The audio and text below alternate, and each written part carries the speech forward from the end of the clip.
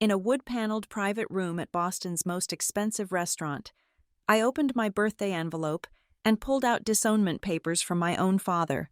My sister's camera zoomed in, waiting for me to break, but I smiled, slipped the papers into my wallet, and stood up.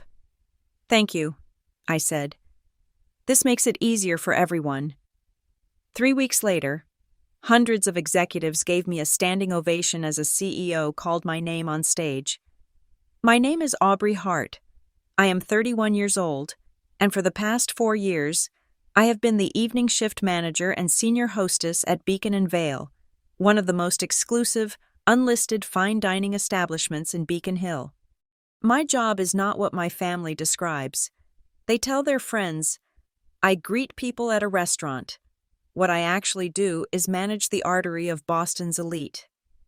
I am a logistician, a diplomat, a crisis negotiator, and a human database. I know which venture capitalist is allergic to shellfish and which judge is having an affair with which lobbyist. I know how to seat warring real estate tycoons on opposite sides of the room, giving both the power table they demanded. I speak fluent French to appease visiting dignitaries, passable Italian to charm the old money families from the North End, and just enough Arabic to respectfully manage the preferences of Saudi royals. I manage a staff of 20, handle payroll discrepancies, and can spot a counterfeit $100 bill from 5 feet away. At Beacon and Vale, I am respected. I am essential. To my family, I am the help. Tonight was my 31st birthday, and the setting for my execution was Maison Aurum. The restaurant was a cathedral of old-world French luxury, all dark, hand-rubbed mahogany, buttery leather booths, and chandeliers that dripped crystal tears onto tables set with bone china. The air itself felt expensive, thick with the scent of reduced wine, truffle oil, and the faint, dusty perfume of inherited wealth. We were in the Perigord room, their most exclusive private space, a room designed to make you feel both important and entombed. My sister, Sloane, sat directly opposite me, her iPhone Pro already propped up on a folded napkin, its camera lens a single, judgmental eye. Sloane is a corporate lawyer at Halberd & Rowe, a shark in a $5,000 suit, and she lives for documented moments of vulnerability. The tiny red recording light was on, catching the reflection of the champagne flute in front of her. She was filming, waiting for the performance to begin. My mother, Miranda Hart, sat to my left, a vision of curated perfection. Her blonde hair was immaculate, her pearls glowing softly against her cashmere twin set. She runs the Hart Legacy Fund, a charitable organization that serves primarily to launder our family's public image. She smiled at me, a tight, practiced gesture that never reached her eyes. It was the same smile she used for gala photographers and incompetent caterers. To my right sat my father, Gregory Hart, the chief financial officer of Northmarch Holdings. He is a man who measures the world in assets and liabilities, and I have long been his greatest liability. He commands rooms, his voice a low baritone that expects and receives obedience. He was the one who had arranged this celebration. "Aubrey," my mother began, her voice a smooth, cool melody. "Your father and I, and Sloane, we wanted to give you something truly meaningful for your birthday." My father slid a heavy gold-colored envelope across the polished table. It was not a card. It was a 9 by 12-inch business envelope, stiff with contents. Sloane leaned forward slightly, adjusting her phone's angle. "Go on, Obs," she urged, her voice dripping with artificial sweetness. I picked it up. The cardstock was thick, expensive. My heart wasn't hammering. It was strangely still. My training took over. In my job, you learn to read a situation before it unfolds. You sense the tension before the glass is thrown. This room was saturated with tension. I knew, instinctively, that this was not a gift. It was a verdict. I broke the wax seal, a gaudy, embossed H, and slid the documents out. It was not a birthday card. It was not a check. It was several pages of thick, watermarked legal paper. At the top, in stark, bold typeface, were the words, Declaration of Familial Severance. I scanned the text. It was all there.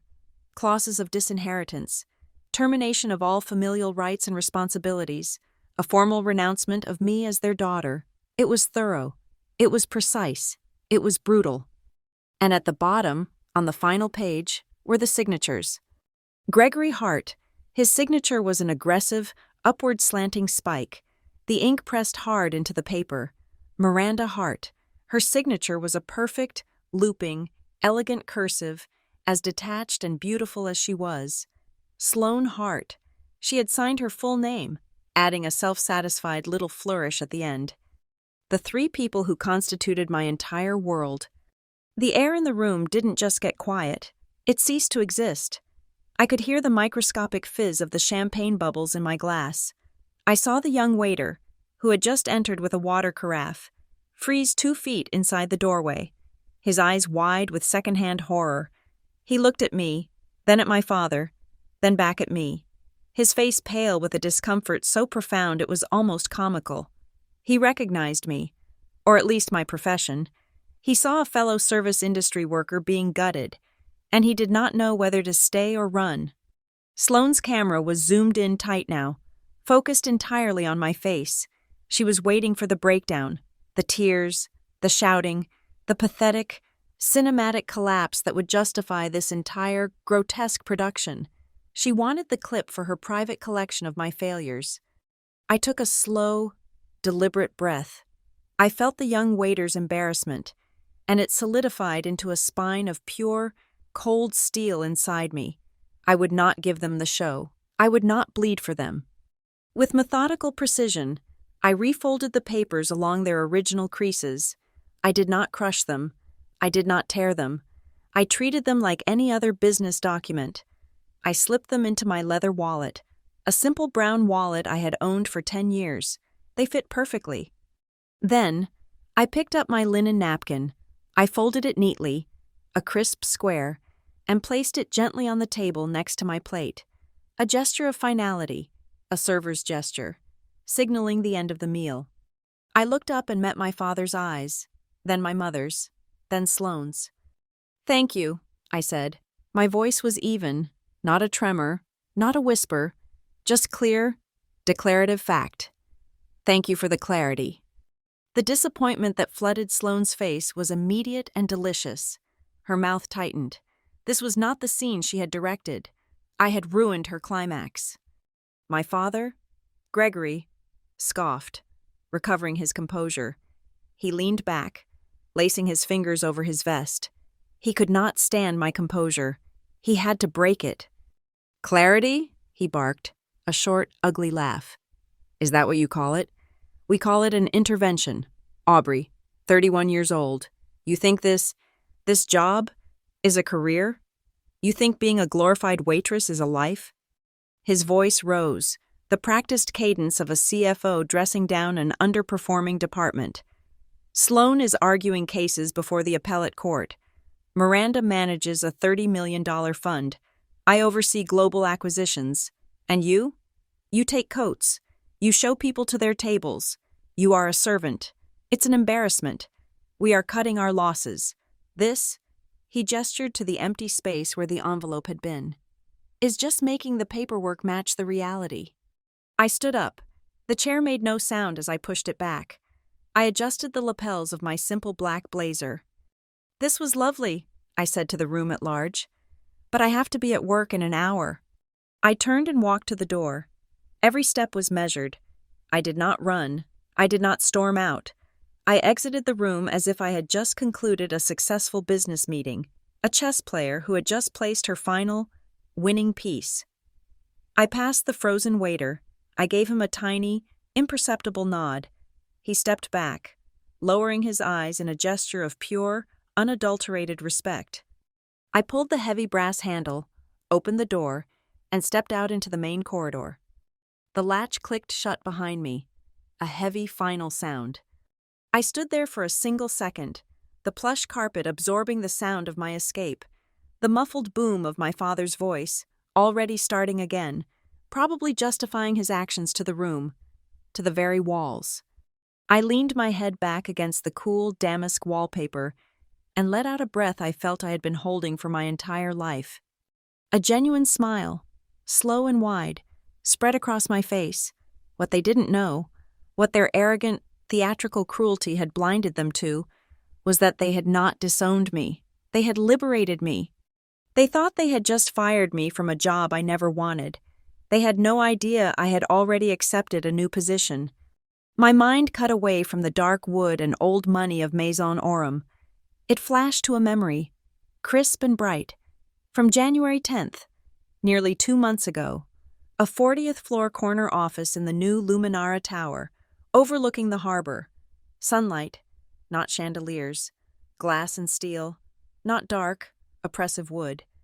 I remembered the feel of the pen in my hand, the heavy, bespoke contract spread open on a glass desk. I had signed it, a salary of $285,000 a year, plus equity, a title, Director of Guest Experience, a new apartment, an executive suite covered by the company. My new boss, the man who had scouted me himself, had flown in just to witness the signing. He had shaken my hand, his grip firm, his eyes direct. The memory of his voice, a deep, resonant baritone that held no condescension, only assessment, echoed in my mind, drowning out my father's pathetic, fading insults. Let me put the proper name to your value. Ms. Hart. To the outside world, the Hart family was a portrait of Boston prestige. We were not just a family, we were a brand. My father, Gregory Hart, was the chief financial officer of North March Holdings, a global acquisitions behemoth. He was a man who spoke in quarterly projections and viewed human emotion as a market variable he could not predict and therefore did not trust. My mother, Miranda Hart, was the impeccably manicured executive director of the Hart Legacy Fund, a charitable organization that specialized in high-visibility, low-impact donations, ensuring her photo appeared on every society page, always with a look of profound, aristocratic concern. And then there was my sister, Sloane Hart. Sloane was the star associate at Halbert & Rowe, a corporate litigator so aggressive she billed for the time she spent dreaming about depositions. They were a closed system, a corporation of 3. I was the outlier, the liability, the rounding error in their perfect financial statement. It was not that I was unsuccessful. I held a degree in international hospitality management from one of the world's top programs, graduating summa cum laude. I am fluent in French, professionally proficient in Italian, and conversational in the specific, formal dialects of Arabic required to manage diplomatic events. But in the Hart family ledger, hospitality was the service industry. It was what other people did. My degree was not a Juris Doctor like Sloane's, nor was it an MBA from Wharton like my father's. Therefore, it did not exist. Our family holidays were not celebrations. They were public audits. Thanksgiving was the annual shareholders' meeting. We did not pass the turkey. We passed judgment. Gregory would hold court at the head of the table, his voice a low rumble. Sloane, update us on the Halbert & Rowe merger. Are we on track to close before the end of the year? Sloane would casually detail her role in a hostile takeover. The billions of dollars at stake. Miranda would follow. Our fund's winter gala is already sold out. We're honoring the Norwegian ambassador, which should secure the new endowment. Then, the inevitable, agonizing pivot. The entire table would fall silent, the clinking of silver against china stopping. Aubrey, my father would say, not unkindly, just factually. How are things at the restaurant? The unspoken question hung in the air. When will you stop this nonsense and get a real job? My accomplishments, resolving a diplomatic incident over a seating chart, securing a 3-year corporate account with a biotech firm, training a new team that increased beverage revenue by 30%, were met with polite, vacant smiles. That's nice, dear, Miranda would murmur, before turning back to Sloane to discuss trust amendments. The erasure was methodical. The Christmas card 2 years ago was their masterpiece. They had hired a well-known portrait photographer. I was told to be at the house at 2 p.m. I arrived at 1:45. navigating holiday traffic, I found them in the library, the photographer's team already packing up their lights. My father, mother, and sister were flushed, laughing, posed perfectly by the grand fireplace. "Oh, darling," Miranda said, tapping my arm with a single, perfectly manicured finger. "We finished early. The light was just so perfect. We decided to just grab a few shots of the core family. You understand?" The resulting card, sent to 500 of their closest associates, featured the three of them, radiant and powerful. The caption, embossed in gold foil, read, "From the Hart family." The microaggressions were a daily ritual, a slow drip poison. My simple, elegant work uniform, a tailored black blazer, a black silk shell, pressed trousers, was a source of constant, thinly veiled disgust. "Is that what they have you wear?" Miranda would ask, her nose wrinkling as if I had brought something soiled into her immaculate foyer. It was always wrapped in a philanthropic smile. "It's just, I worry about you. It's so functional." The exclusion became overt. Last year, the Hart Legacy Fund held its annual gala. The crown jewel of my mother's social calendar, I had, foolishly, assumed I would attend. "Aubrey, darling," Miranda had called to tell me, her voice smooth as glass. "I know you'll understand, but we just cannot spare a ticket for you. The donor list is so tight, and frankly, it's not really your scene." She paused, then delivered the killing blow. "We have to maintain a certain standard for the guests. It's just better if you sit this one out." That night, Sloan posted a story on Instagram. It was a video, panning across the glittering ballroom, clinking a champagne flute with a sitting senator. The caption, "Where I belong." My father, in turn, perfected the art of introducing only one daughter.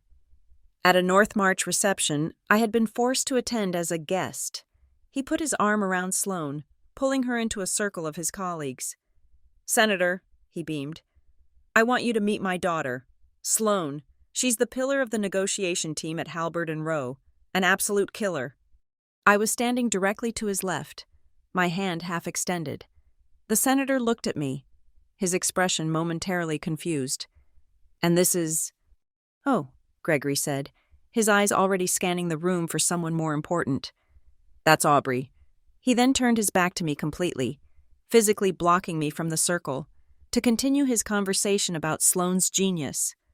My personal life became collateral damage.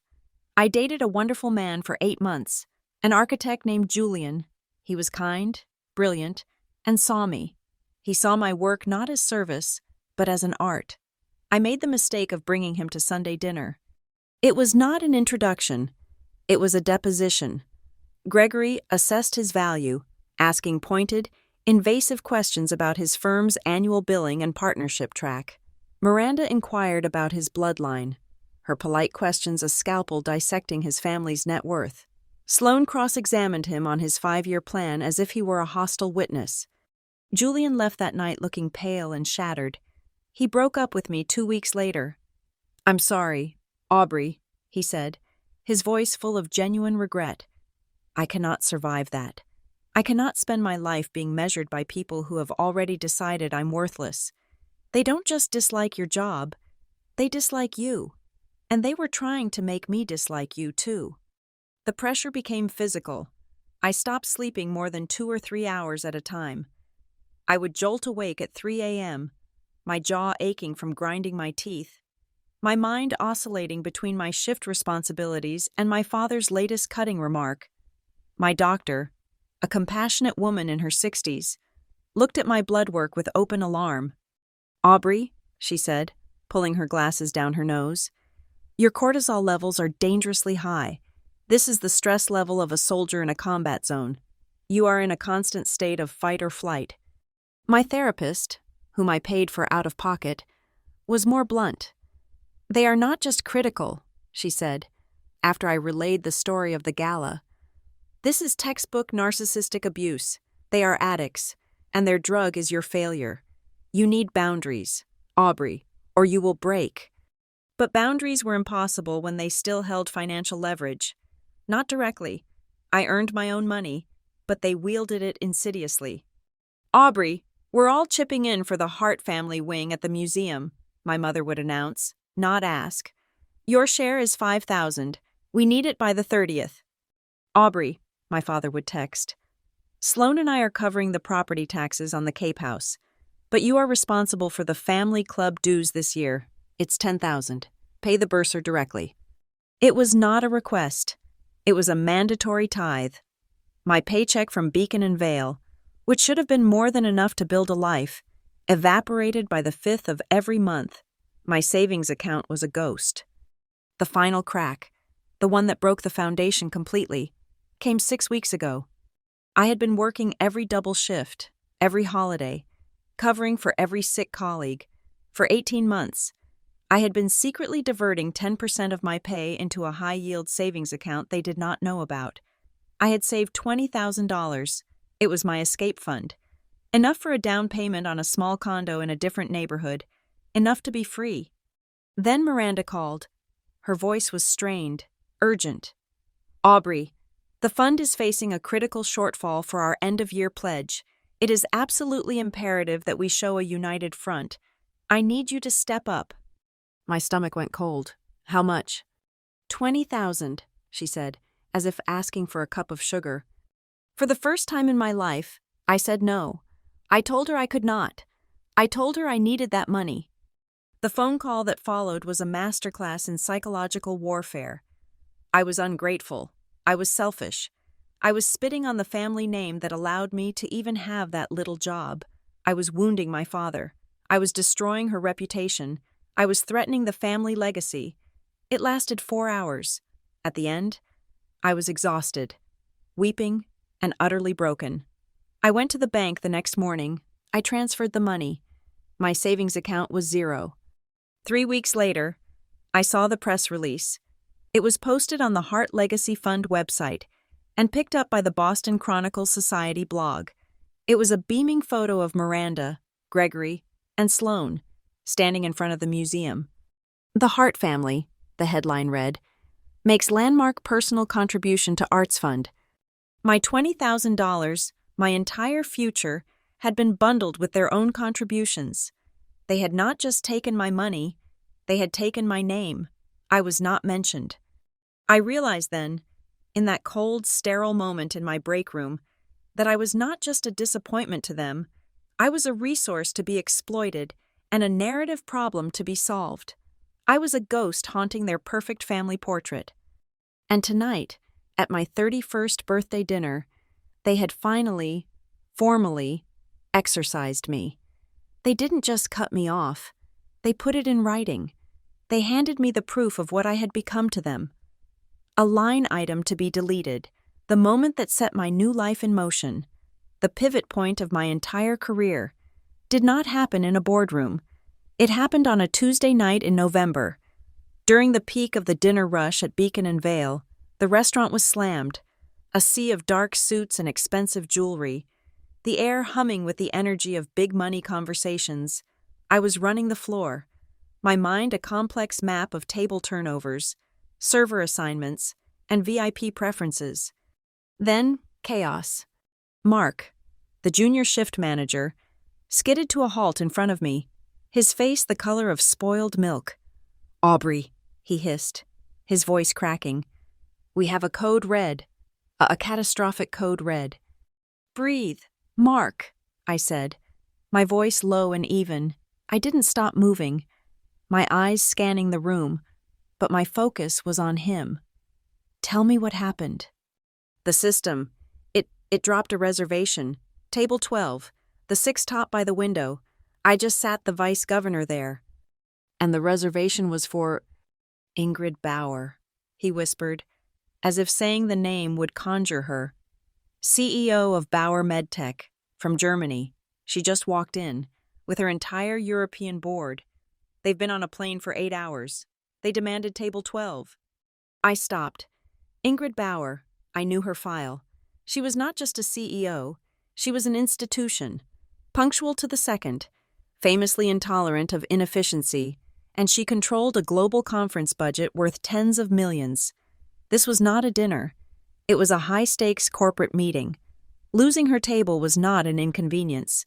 It was a multi-million-dollar disaster. "Where are they?" I asked. "The foyer, they are not happy." I looked past him. I could see her.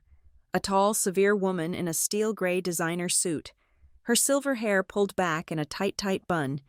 She was radiating displeasure, checking her watch with a sharp, angry flick of her wrist. Her team stood behind her, silent and tense. The hostess at the front desk looked like she was about to cry. "Okay," I said to Mark. "You are going to comp the vice governor's first round of drinks and move him to table 21. Tell him it's a security precaution. He'll be flattered. Then, I want you to go to the kitchen, find Chef Dubois, and tell him I'm invoking Protocol Silver. He'll know what it means. Go, now." Mark stared at me, unmoving. But she's leaving." "She is not leaving," I said, the command in my voice cutting through his panic. "Go." He scattered. I smoothed my blazer, took one deep, centering breath, and walked into the foyer. I did not rush. I approached with purpose. I stopped 3 feet from her, close enough to show respect, but not so close as to invade her space. I met her ice-blue eyes directly. "Ms. Bauer," I said, my voice clear and calm. My German was not just fluent. It was formal, respectful, and unaccented. "I'm truly sorry. This was an unacceptable mistake on our part." Her head snapped up. The anger in her eyes was replaced by a flicker of sharp surprise. She had expected a fumbling apology in English. "Your reserved table was given away in error," I continued. "I won't make excuses. I'll fix it. Your reserved table was given away in error. I will not make excuses. I will fix it." "This is unacceptable," one of her deputies, a man in a rumpled suit, snapped in English. "We have a schedule." "Hans," Ms. Bauer said, cutting him off with a single word. She kept her eyes on me. "How?" "Table 12 is loud," I said, switching seamlessly back to German. "It is compromised by foot traffic. It is beneath the needs of this meeting.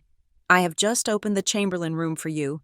It is our premier private dining space, soundproof, with full AV capabilities, and a dedicated staff. It will be far more conducive to your business." She processed this. A private room was an upgrade, not a compromise. "And the menu?" she asked, testing me. "We do not have time for a full service." "I have already instructed the chef," I replied. "He is preparing a custom, expedited tasting menu inspired by your home region, a modern interpretation of Rhine classics. You will be on your way by 9 p.m. as requested." She held my gaze for 3 full seconds. It was the most intense job interview of my life. Finally, she gave a single, curt nod. "Very good. Lead the way. Very good. Lead the way." I turned and led them, not to the main dining room, but down a quiet, carpeted hall to our best-kept secret. The Chamberlain room was magnificent, paneled in dark walnut, with its own fireplace and a single, stunning abstract painting. I had the lights already dimmed to a perfect, warm glow. The table was set. But I wasn't done. While they were seating themselves, I was in motion. I found Julia, my best server. "Julia, you're on the Chamberlain. Single focus. Ms. Bauer leads. Do not interrupt her. Wait for the natural pauses in conversation. Pacing is everything. They are here to work, not to be fawned over. Wine service must be fast, silent, and precise. I want their water glasses filled to exactly halfway, never more. No clinking ice. No unnecessary questions. Anticipate. Do not ask. Clear?"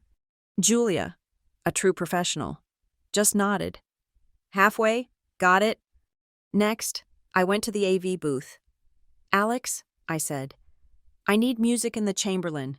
Chamber music, Bach, cello suites, volume level 3. Just enough to provide a floor of sound, not enough to be heard. Go." I went to the kitchen.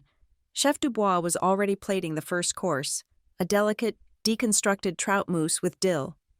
"Protocol Rhine? Aubrey?" He grinned. "She is tough. This one? She is German, chef, I said. She expects perfection. Then she will get it, he replied, handing me the first plate to inspect. For the next 90 minutes, I did not run the floor. I conducted an orchestra. I stood in the hall outside the Chamberlain room. I watched through the small service window. I watched Julia's movements. I timed the arrival of the main course, a meltingly tender vinegar-braised short rib, to the exact moment Ms. Bauer paused to look at a document. I adjusted the speed of the wine pairings. I saw them relax. I saw the men unbutton their jackets. I saw Ms. Bauer smile. It was a small smile, but it was there. At 8:45 p.m., the table was clear, the coffee was served, and the room was quiet. I saw Ms. Bauer and her deputy across the table looking at a leather-bound document. I watched her take a pen, a thick, expensive Mont Blanc, and initial the bottom of a page. She then slid it to the man, who countersigned. At 9 p.m. on the dot, they emerged. Ms. Bauer paused in front of me. Ms. Hart, she said, her voice now neutral, which for her was a rave review. I hope the meal was to your satisfaction, Ms. Bauer. Your chef understands his craft, she said, but you understand your business. She handed me her personal card. My executive assistant will be in touch. We are hosting a global medical summit next year. Bauer MedTech will be handling all our executive travel through Beacon and Vale from now on. We expect this level of service. You will have it, I promised. She nodded again and left. As her car pulled away, my general manager, David Leclerc, came to stand beside me. He was a tall, older man with kind eyes, who had been my only real mentor. He had been watching the entire drama from the bar. Do you know what they just did in there, Aubrey? He asked quietly. They had a successful dinner, David. They initialed a $20 million memorandum of understanding for their new global conference series, he said. Mark was about to lose this restaurant one of its biggest potential clients. You turned a catastrophe into a $20 million contract. That, he said, clapping me gently on the shoulder, is not service. That is leadership. I felt a flush of pride, a rare warmth that had nothing to do with my family. It felt real. What neither of us knew was that we had been observed by someone else. At table 14, a corner booth with a panoramic view of the entire restaurant, a man had been dining alone. He was unremarkable, in a quiet, expensive way. Dark suit, no tie. He had nursed a single glass of whiskey all night, and his reservation had been under a simple, anonymous name. He hadn't looked at his phone once. He had just watched. He watched Mark panic. He watched me intercept. He watched me manage the service, my quick, silent signals to the staff, the way I moved through the room. He had been taking notes, small, precise notes in a thin leather-bound book. When he left, he paid in cash and walked out without a word. The next morning, I was in the employee break room, a cramped, windowless basement space that always smelled faintly of bleach and old coffee. I was sipping a lukewarm coffee from a paper cup, my feet throbbing, my mind already on the Disownment papers sitting in my wallet, a cold, hard rectangle against my hip. I opened my personal email on my phone, bracing for the inevitable vitriol from Sloan or a new demand from Miranda. Instead, there was one new email. The sender was unknown. The subject line was blank. I opened it. The email contained a single sentence. Your talent is being wasted. Talk? The signature was just one name, Caleb Ashford. I didn't recognize the name. I nearly deleted it, thinking it was spam. But something about the brevity, the confidence, made me pause. I typed the name into the search bar on my phone. My heart stopped. Caleb Ashford, CEO and founder of Luminara International, the fastest-growing and most innovative luxury hotel conglomerate in the world. A man famous for his disruptive approach to hospitality. A man who was, essentially, the king of my industry. He had been the man at table 14. My hands began to shake. I could feel the adrenaline, sharp and metallic. He had seen me. He had seen everything, and he had not seen a glorified waitress. He had seen talent. I wanted to reply immediately. I wanted to type yes in all caps, but the fear, that old, cold, heart family instilled fear, flooded me. What if my family found out? What if they called him? My father knew people everywhere. What if they told him I was unstable, a disappointment, a problem? They had sabotaged every good thing in my life. They would see this as the ultimate threat. I closed the email. I walked out of the restaurant. I went to a public library 3 blocks away. I sat at a communal terminal, my back to the wall, and composed my reply. I waited exactly 1 hour, a carefully measured pause. My reply was professional, calm, and brief. Mr. Ashford, thank you for your message. I am intrigued. What did you have in mind? Sincerely, Aubrey Hart. His response came back in less than 5 minutes. Good. Discretion is key. I'm not looking for an employee. Ms. Hart, I'm looking for a leader. This will not be a standard HR process. No recruiters, no online applications, just a series of assessments, run by me and my executive board. If you're who I think you are, we'll talk. If not, we never spoke. Are you in? I looked at the screen. A process based on merit. A process my family could not touch, could not see, could not poison. I typed my answer. I'm in. The next 8 weeks were a clinical, brutal, and utterly exhilarating exercise in strategic warfare. My life split into 2 realities. In one, I was Aubrey Hart, the hostess at Beacon and Vale, the family disappointment, enduring the escalating, passive-aggressive text messages from my mother and the cold silences from my father. In the other, I was Candidate 001, engaged in a covert, multi-stage assessment for Luminara International. Caleb Ashford was not hiring an employee. He was vetting a general. Round 1 took place at 6 a.m. on a Saturday morning in the owner's penthouse suite atop the Luminara Boston. The room was all glass and pale oak, overlooking the harbor as the sun rose, a stark, clean contrast to the dark, judgmental wood of my family's world. There was no, tell me about yourself, just Caleb, a woman with severe black glasses named Lila Vance, his EVP of Global Operations, and a quiet man named Kenji Tanaka, the CFO. Elara started. What is the single biggest failure point in luxury hospitality? I did not hesitate. The belief that luxury is an asset, I said. My family, for example, believes luxury is the price tag on a wine or the name on a building. They are wrong. Luxury is not a thing. It is the complete and total absence of friction. It's when a system, a person, or an environment anticipates your needs so perfectly that you feel the world has momentarily bent to your will. It is not about expense. It is about an engineered, intuitive, and invisible system of care. Kenji, the finance man, looked up from his notes. An engineered system of care. That sounds expensive. It is, I agreed. But it is far more expensive to acquire a new high-value guest than it is to retain one. My job, as I see it, is to create loyalty, and loyalty is not built on marble floors or gold faucets. It's built on a foundation of being profoundly seen. Caleb watched me, unblinking. Round 2, you have 48 hours. An encrypted file appeared in my inbox an hour later. It was a case study, a multi-generational, high-net-worth delegation from the United Arab Emirates was arriving at the flagship Luminara property in Dubai for a 3-day strategic summit with their new European partners.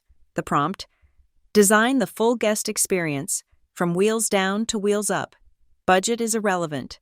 Tolerance for failure is 0. This was not a test. This was my native language. I did not sleep for 2 days. I built the entire experience. I did not just design a menu. I designed 2 separate, concurrent nutritional tracks. For the elder generation, a traditional, halal-compliant menu, prepared in a meticulously sanitized kitchen. For the younger, Western-educated generation, a parallel menu of high-protein, clean-label options they were accustomed to in London and New York. The key was not comfort. It was protocol.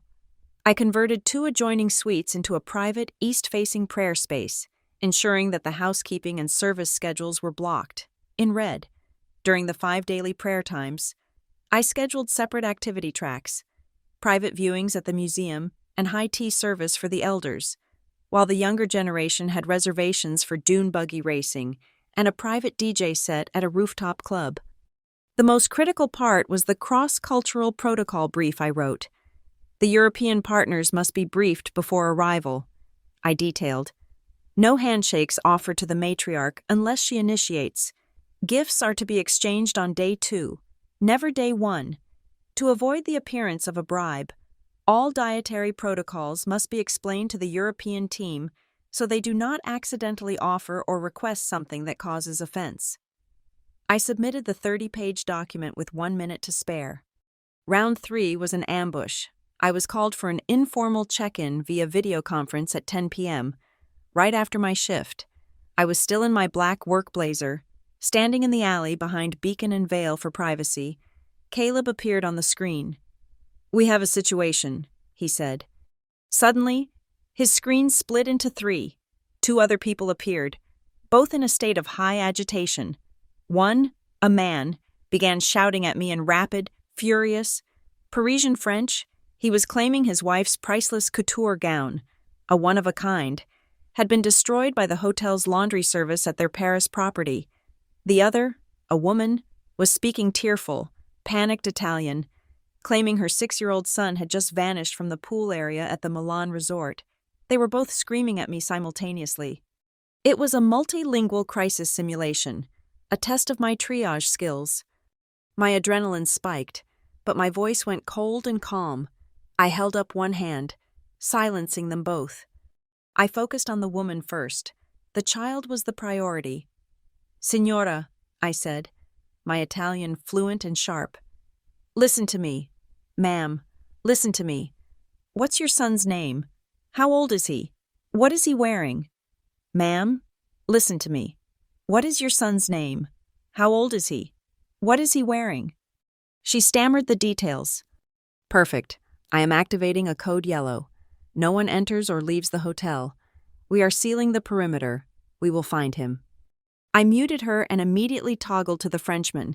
His face was purple. "Sir, my name is Aubrey. I understand why you're furious. Give me your room number. I'm freezing the laundry situation and sending my head of security to inspect the gown now. Don't touch anything." He stopped, stunned by the authority, and gave me the number. I muted him and looked at Caleb. My heart was hammering. "Milan is in code yellow lockdown. Full perimeter seal. Staff search grid activated. Paris is locking down the laundry room as a scene. Security is en route to the guest room to inspect and photograph the dress. I need dedicated comms channels to both GMs. Give me my next problem." The man from Paris and the woman from Milan dropped character. They were, I realized, the general managers of those exact properties. The Paris GM let out a low whistle. 12 minutes, he said. She de-escalated and activated 2 distinct critical protocols, in 3 languages, in under 12 minutes. Caleb's expression did not change. Round 4. Check your email. Round 4 was not a test. It was an invitation. The entire luxury sector is cannibalizing itself, the prompt read. We are all stealing the same 50 executives from each other. It's a zero-sum game. Propose a new one. I knew exactly what to do. I stayed up all night, drafting the proposal that had been burning in my mind for years. I called it the Frontline to Leadership Initiative. Our most valuable, experienced, and observant talent is not in our executive suites. I wrote, they are on our front lines. They are our housekeepers, our concierges, our bellhops, and our hostesses. They are invisible, and they see everything.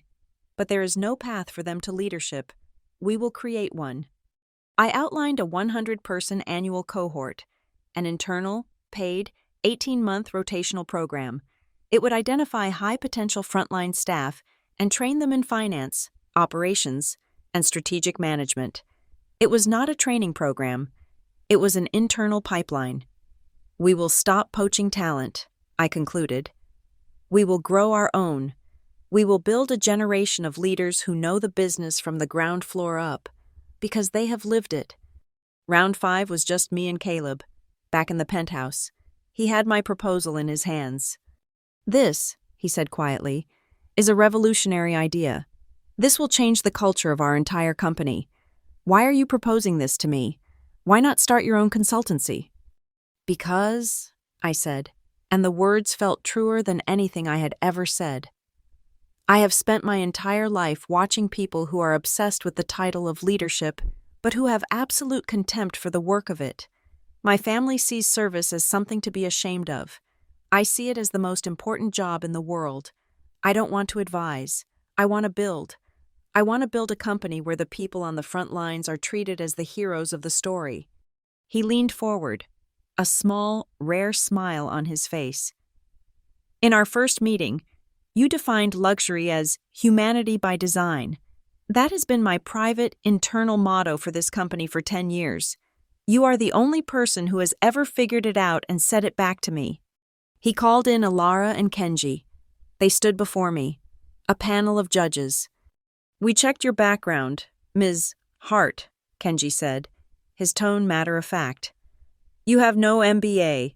You have no traditional corporate ladder experience. He paused. Good. You have something we cannot teach. You have acuity. You have lived the reality of the floor. Caleb slid a thick, leather-bound folder across the table. This is your contract. Today is January 10th. We are activating your position effective immediately, but you will operate in stealth. I opened it. My hands were perfectly steady. The title read, Director of Guest Experience, Luminara International. The base salary was $285,000. It included a substantial equity package and a fully furnished executive apartment in the Luminara Tower. There is one non-negotiable condition, Caleb said, his voice hardening. You do not exist, not yet. We are restructuring the entire global guest experience division around your frontline initiative. This cannot leak, not to your family, not to your friends, and certainly not to your current employer. You will continue to work your shifts at Beacon and Vale. You will say nothing. You are a ghost until our Global Strategy Gala on March 15th.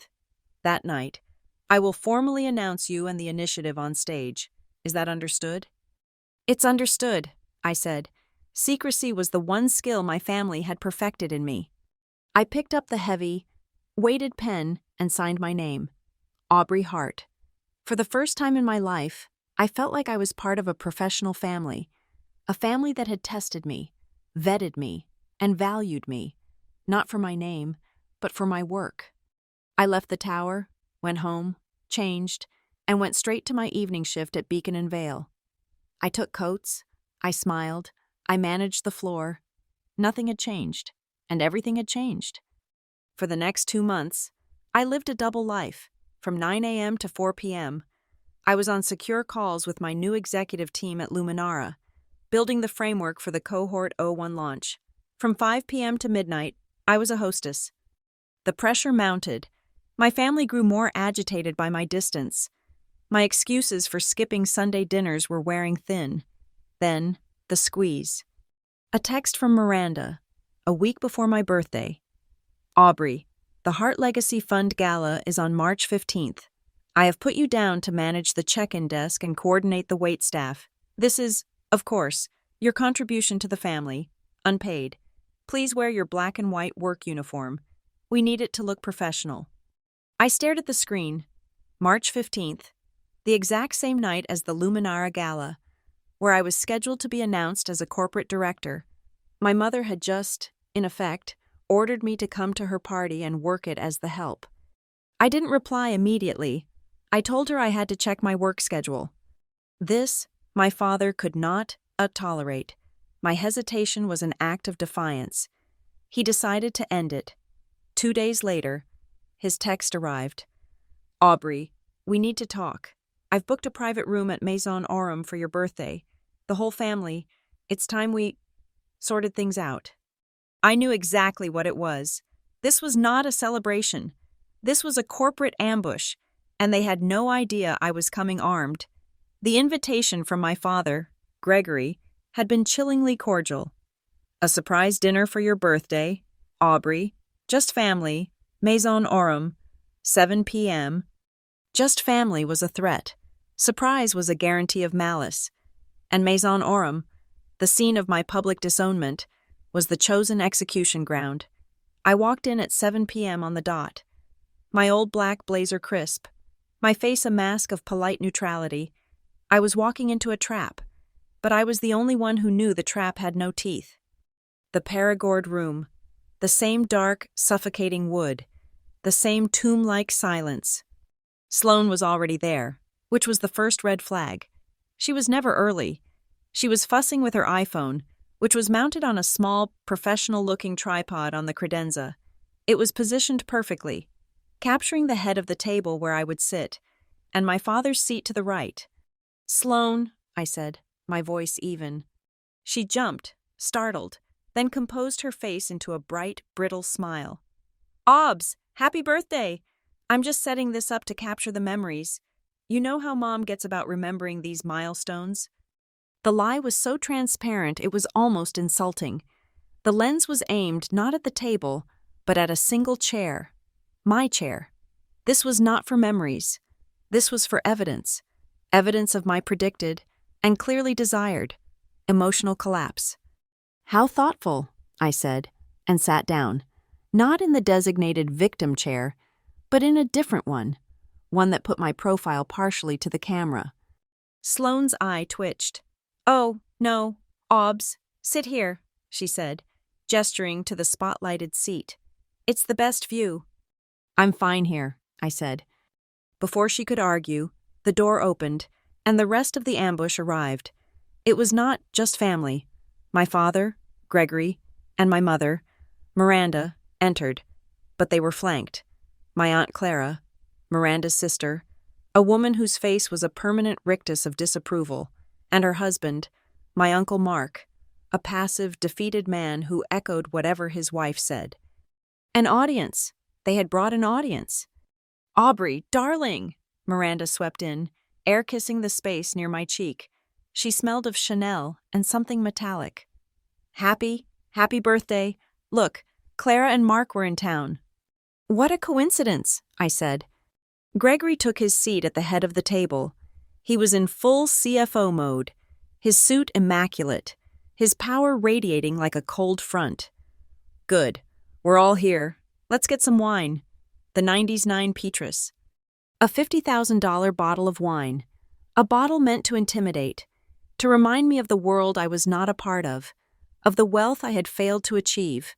The wine directo, his face pale with reverence for the bottle, performed the opening ceremony. "A toast," Gregory said, raising his glass. The camera's red light was on. Sloane was filming. "To Aubrey," my father said, his eyes scanning the group, a king addressing his court. "On her 31st birthday, we are all here tonight because we are hoping this is the year your future finally begins." Aunt Clara gave a short, sharp nod of agreement. "Here, here." The subtext was neon.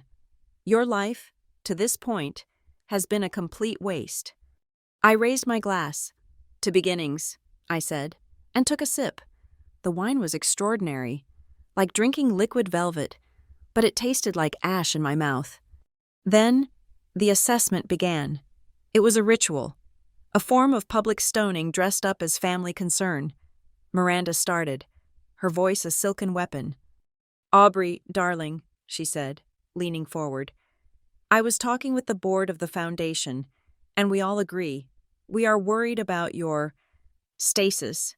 This job of yours. It's admirable, in a charitable sort of way, to work in service. But it's not a life. Don't you want more?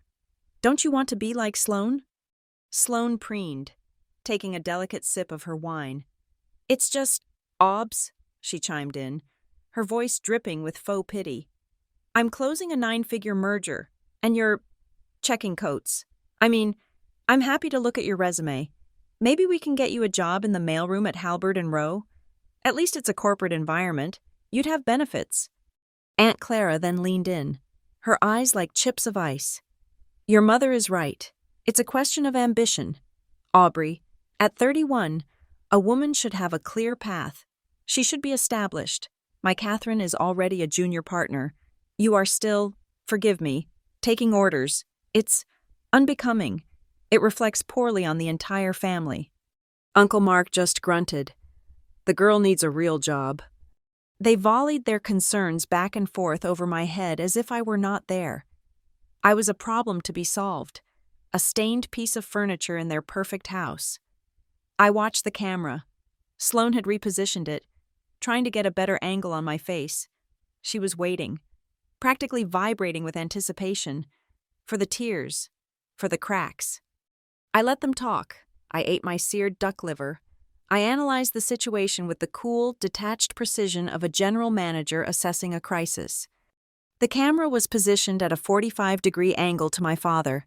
The lighting in the room was dim, but a spotlight from the ceiling art installation hit my father's face, and my own. This was a stage. They had set a stage for my humiliation, and they had invited witnesses to legitimize it. My mind drifted, not out of distraction, but out of focus. It drifted to that morning. At 6 a.m., in my tiny, rented studio, I had opened my encrypted Luminara email. It was a simple message from Caleb Ashford. It was a PDF of the final, approved event schedule for the March 15th Global Strategy Gala. My name was on it, in bold.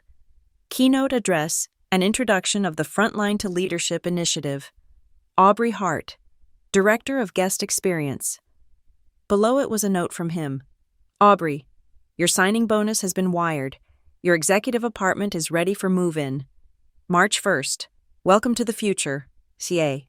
His signature, a simple, strong CA, was a binding contract. It was a passport to a new world, a world where my name was on a keynote, not on a mailroom application, a world where my salary was not a hypothetical, but a wired transfer. I looked at the faces of my family, these people, with their $50,000 wine and their dead, cruel eyes. They thought they were my judge and jury. They had no idea they were just ghosts. They were a problem that had already been solved. I felt a sudden, profound calm. The trap was perfect, but the bait, my own shame and insecurity, was gone. I had nothing left for them to catch. Finally, Gregory put his glass down. The sound was a heavy, final thud. Enough, he said. The room fell silent. We have tried, for years. We have tried to guide you, to fix you. He reached into his jacket pocket, the one that held his $1,000 a heavy black fountain pen. He pulled out the heavy gold-colored envelope, the same one from the hook. He slid it across the table. It stopped directly in front of my plate. This is not easy, Aubrey, he said, his voice laced with a performance of deep, paternal sorrow. This is, in fact, the hardest thing I have ever had to do. Your mother and I, we are giving you a gift, the gift of a clean break. Out of the corner of my eye, I saw Sloane's thumb move. She tapped the screen of her phone. The red light, which had been on, blinked once. She was not just recording, she had, I realized, been streaming, or at the very least, she had just hit the record button for the main event, saving the file. She wanted this exact moment. Her camera was zoomed in tight. I looked at the envelope. I looked at my father's face, a mask of grim, self-righteous duty. I looked at my mother, who was watching me with a cold, analytical curiosity. I looked at Sloane, who was practically holding her breath. I picked up the envelope. I did not tear it open. I used my table knife, sliding it under the wax seal with the precision of a letter opener. I pulled out the documents. Declaration of Familial Severance. I read it. I read my name. I read the clauses. Hereby renounced. All financial and emotional ties terminated. No longer considered a member of the Hart family. I saw the signatures at the bottom. Gregory, Miranda, Sloane. It was exactly as I remembered. It was pathetic. I did not gasp. I did not cry. I did not scream. There was not a single, satisfying tear for Sloane to capture. I simply, carefully, folded the papers along their original creases. I picked up my wallet from my lap, where it had been resting. I opened it. I slid the disownment papers inside, next to my new, black, corporate Amex from Luminara, the one that had arrived yesterday. I then picked up my linen napkin. I folded it, a neat square, and placed it on the table. I looked up. The entire table was staring at me, their faces a mixture of confusion, frustration, and open disappointment. I had ruined their climax. "So all ties are severed," I said. My voice was not sad. It was not angry. It was relieved. Good. I stood up. My chair did not make a sound on the thick rug. "Aubrey, you sit down," my father commanded, his voice losing its sorrow and finding its familiar sharp edge of rage. "Thank you for the dinner," I said, "and for the clarity." Sloane was frantic, her face pale. "You can't just... What are you doing? This is your birthday." "It is," I said, looking at her, and at the blinking red light of her phone. "And this is the best gift I've ever received." I turned and walked toward the door. "Aubrey," my father roared, "you walk out that door and you are done." I paused, my hand on the heavy brass handle. I looked back at them, a table full of rich, powerful, miserable people, their expensive traps sprung on empty air. "I know," I said. That was the point. I walked out of the room. I did not slam the door. I let it click shut softly. Finally, behind me, I left them there, in their tomb of dark wood, with their $50,000 wine and their useless, captured footage of a woman who had refused to bleed for them. They thought they had just played their winning card. They had no idea they'd already lost the game on the very first move. The morning of March 1st was cold and bright. The Boston air scrubbed clean by a passing front.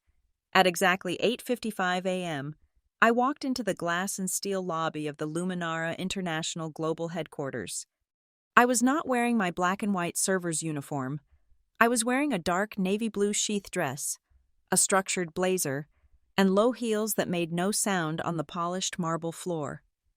I did not go to the security desk. I walked directly to the executive turnstiles. I held up the simple, heavy black card I had received by messenger the night before. I did not swipe it. I held it over the sensor. The sensor flashed green. The glass gate slid open with a quiet, pneumatic hiss. The screen above it read, "Welcome, A. Hart, clearance level 9. I stepped into the elevator bank reserved for floors 40 and above. The elevator was silent as it ascended, a smooth, vibration-free rise that felt less like movement and more like the world rearranging itself beneath me. The doors opened on the 47th floor, the executive floor. There was no reception desk, just an expanse of pale oak, walls of glass overlooking the harbor, and an incredible, profound silence. The light was dazzling. After a lifetime in the dark wood tombs my family favored, this felt like breathing for the first time. My office was at the end of the hall, a corner office. 2 entire walls were floor-to-ceiling glass, offering a 180-degree view of the city and the ocean beyond. There was no heavy mahogany desk. Instead, a sleek, modern standing desk made of brushed steel and white stone. On it, a simple, engraved silver plaque read, "Aubrey Hart, Director of Guest Experience." A young woman with a sharp haircut and a tablet was waiting for me. "Ms. Hart, welcome. I'm Jenna, your executive assistant. Mr. Ashford is waiting for you in the main conference room." "Thank you, Jenna." My voice sounded different in this space. It sounded like it belonged. Caleb Ashford was standing at the head of a 20-foot-long table, looking at a data wall. He turned as I entered. No fanfare, no applause, just the direct, assessing gaze I remembered. "Aubrey," he said, nodding, "welcome to Luminara." "It's good to be here," I replied. "Good. Jenna will handle your onboarding. Your new apartment is ready. Your corporate accounts are active, but that's just logistics." He tapped the wall, which was showing a complex event schematic. "Your first order of business is the keynote. March 15th. You have 2 weeks to polish the speech, finalize the presentation deck, and coordinate with the global brand team. You are not just giving a speech. You are announcing a new corporate philosophy. It must be perfect. It will be, I said. Good. Your team is waiting for you on a 9 a.m. welcome call. He gestured to the screen. 25 department heads from our properties in London, Dubai, Tokyo, and New York. They are yours now. Don't waste their time. He walked out, leaving me alone in the room. I took my place at the head of the table. I tapped the screen and initiated the global video conference. 25 faces, all sharp, experienced, and curious, blinked into existence. They were the best in the business, and they were all looking at me, their new, unknown boss. Good morning, everyone, I said, my voice as calm as if I were greeting a guest at Beacon and Vale. My name is Aubrey Hart. We have a great deal of work to do, but I will not start with budgets or projections. I will start with the one principle that will guide every decision we make from this moment forward. All decisions will be measured by one metric: the emotion of the guest. We are not in the business of selling rooms. We are in the business of engineering perfection. Let's begin. For the next 8 hours, I was in back-to-back briefings. I absorbed global performance data, analyzed guest feedback trends, and met my direct reports. I was clear, precise, and decisive. I was not playing a role. I was simply being myself, in a place that finally had a name for it. My second order of business was to formally launch my proposal. I sent the executive brief to the global GMs and HR heads, announcing the Frontline to Leadership Initiative. Cohort 01. We are funding 100 positions, effective this year. I want your nominations on my desk by April 1st. I am not looking for the best employee. I am looking for the most observant, the most empathetic, and the most invisible. Find me the housekeepers who know a guest is ill before they call the desk. Find me the bellhops who can read a family's mood in a single glance. Find me the talent we have been ignoring. The response was immediate and electric. I had just given them a new language of value. As I was reviewing the budget for the initiative, my new Luminara-issued phone buzzed on the desk. The screen read, Miranda Hart, mobile. A cold jolt went through me, the automatic, conditioned reflex of a prey animal. I stared at it. The call I would have once answered with a shaking hand and a sick stomach. Jenna, my assistant, glided in, noticing my stare. A problem, Ms. Hart? No, I said, not taking my eyes off the screen. Just a call. Is that a number you would like me to manage? She asked, her voice perfectly neutral. I looked at her, this efficient, brilliant young woman, and understood what true executive power was. It was not shouting, it was not cruelty, it was the quiet, professional installation of a boundary. Yes, Jenna, I said. Thank you. I would like you to manage that entire contact. Add it to the permanent Do Not Disturb list, all calls, texts, and emails from that number, and any associated with the Hart family, are to be routed to a file I will review at my discretion, which will be never. Understood, she said. She tapped her tablet twice. It's done. You will not be bothered again. The phone stopped ringing. I felt a weight lift from my chest that I had been carrying for 31 years. The next 2 weeks were a blur of focused, productive 16-hour days. I spent my evenings in the grand ballroom, the same one where the gala would be held. I stood on the massive stage, under the hot white spotlights, working with the event director. I rehearsed my speech until the words were not a script, but a part of my own DNA. I learned how to use the teleprompter, how to hit my marks, how to speak to a room of 500 CEOs and journalists as if I were speaking to one person. No, the director, a sharp man named Elias, said on the third night. Don't just say it. You're not asking them for permission. You are telling them what the new reality is, from the top. I took a breath. I looked out at the 500 empty chairs. Luxury is not a price tag, I said, my voice ringing with an authority I did not know I possessed. It is the feeling of being seen. That's it, Elias breathed. Hold that! The validation was not just internal. On Thursday, an email landed in my inbox from Ingrid Bauer, the CEO of Bauer MedTech. I had, on Caleb's instruction, sent her a discreet note informing her of my new position. Her reply was brief and immediate. Ms. Hart, this is excellent news. It explains everything. Your protocol for our dinner was the finest execution of service I have seen in my career. I have just spoken to Mr. Ashford. We are confirming the $50 million expansion of our global conference contract with Luminara, contingent on one factor, that you, personally, will oversee the team that designs and implements the experience. We do not bet on hotels, we bet on leaders. I forwarded the email to Caleb with a single line. Done. His reply was a single word. Good. The internal buzz was starting. A puff piece, which I knew was a strategic leak from Caleb's PR team, appeared on the company's internal portal.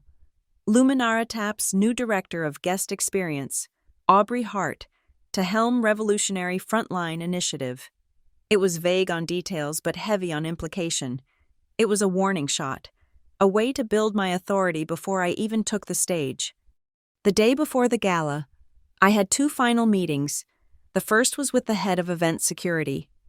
We have the guest list, Ms. Hart, the security chief said.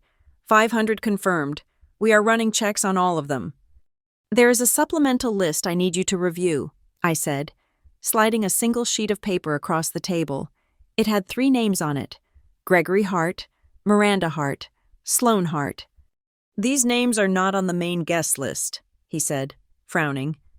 I know, I said. They are, however, on the board of the Hart Legacy Fund, which is one of the gala's charity partners. They will be seated at table 12. They believe they are here as honored guests. They are not. They are a potential disruption. I want a 2-person, plainclothes team assigned to that table. If any of them, attempt to approach the stage, the backstage area, or me personally, they are to be intercepted, quietly, firmly, and shown the exit. The chief nodded, making a note. Understood. Ms. Hart, intercept and remove. We call it a polite extraction. Perfect. My last task was personal. I took a single, thick, 9 by 12-inch envelope from my briefcase. Inside were the Disownment papers.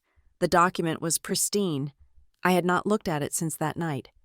I walked down to the 45th floor, to the legal department. I met with the head of corporate counsel. This is a personal document, I said, placing the envelope on her desk. It is a legally signed declaration of familial severance. I am not, at this time, pressing any charges or taking any action. The lawyer, a sharp-eyed woman named Rowan, picked it up, handling it with professional care. But, I continued, the individuals who signed it will be in attendance tomorrow night. They are volatile. If they choose to create a public disturbance, if they attempt to slander me or the company, I want this document ready. Rowan nodded, her expression unreadable. She understood immediately. You're not using it as a sword. You're using it as a shield. Exactly, I said. She took the envelope. I will have it sealed, notarized as a copy of the original, and placed in the event's legal contingency safe, accessible only by you or me. If they escalate, we will be prepared. I left her office. I went back to the 47th floor. I stood by the window, watching the lights of Boston ignite as the sun set, the city I had once served on my knees. I now saw from the sky. I was ready. The stage was set. The lights were on. And for the first time in my life, I was the one holding the script. The Luminara Grand Ballroom was not a room. It was a statement. It was a 3-story cavern of light, entirely walled in glass overlooking the harbor, its ceiling dripping with a galaxy of hand-blown crystal swans. Tonight, it was the center of the universe for 500 of the most powerful people in global business, finance, and media. The air was electric, a low hum of deals being made, of reputations being solidified. And at the dead center of this universe, at table 12, sat my family. Gregory, my father, was in his element. He sat like a king, his tuxedo immaculate, his hand wrapped around a glass of deep red wine, holding court with a banking CEO to his left. Miranda, my mother, was radiant, a beneficent queen in sapphire silk. She wore her Hart Legacy Fund Committee badge like a medal, smiling graciously at the ambassadors and tech billionaires who passed, and Sloane, my sister, looking sharp and lethal in a silver dress, tapped at her phone, radiating a bored superiority, her own committee badge displayed prominently. This was their night. They were not just attendees. They were sponsors, pillars of the community. They were the hearts, and this was their world. A waiter, silent as a shadow, placed the evening's programs on the table. They were heavy, embossed cardstock, bound with a silver ribbon. Miranda picked one up, her gloved fingers tracing the elegant script. She opened it. "Charitable Welcome by Miranda Hart," she murmured, pointing it out to Gregory, who nodded, satisfied. She scanned the rest of the agenda.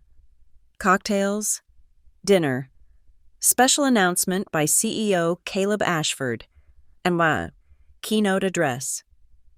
Her fingers stopped. The smile on her face did not vanish. It froze. It became a brittle, porcelain mask, her eyes fixed on the page. "What is it, dear?" Gregory asked, annoyed by the interruption. Miranda's voice was a thin, tight whisper. "Keynote address. Director Aubrey Hart." Sloane let out a sharp, unamused laugh. "What? Director? They must have made a typo on the program, or it is some other, more important, Aubrey Hart. Honestly, what a coincidence." "No," Miranda said, her voice strained. The mask was cracking. "Look, Director of Guest Experience, Luminara International." "That's absurd," Sloane scoffed. But she was already grabbing for her phone. Her thumb, usually so precise, fumbled as she unlocked it and opened the LinkedIn app. She typed the name, Aubrey Hart, Luminara. Gregory leaned over to look at Miranda's program. His face, the face of a man who prided himself on knowing every variable, went blank. He was looking at an equation that did not compute. "Director?" he said, his voice a low, dangerous rumble. "That's not possible." Sloane's face had gone the color of chalk. She was staring at her phone screen, at the crisp, professional headshot I had taken 2 weeks ago, and the new, bold title beneath it. "Father," she whispered, and the word was sharp with panic. "It's her. She's on LinkedIn. Director, Luminara International." At that moment, the ballroom lights dimmed. A single, powerful spotlight hit the main stage. The room fell into a respectful, anticipatory silence. Caleb Ashford, looking relaxed and confident in a simple black suit, walked to the podium to a wave of thunderous applause. "Thank you," he said, his voice warm and resonant, filling the vast space. "Welcome, all of you, for years. We at Luminara have believed that luxury is not about what you can buy. It is not about marble floors or gold faucets. We believe true luxury is about people." At table 12, no one was clapping. Gregory was staring at the stage, his mind clearly racing, connecting dots, realizing the magnitude of the trap he had not seen. "I want to tell you a story," Caleb continued. "Not long ago, a critical, multi-million-dollar client arrived at a competitor's establishment in this very city.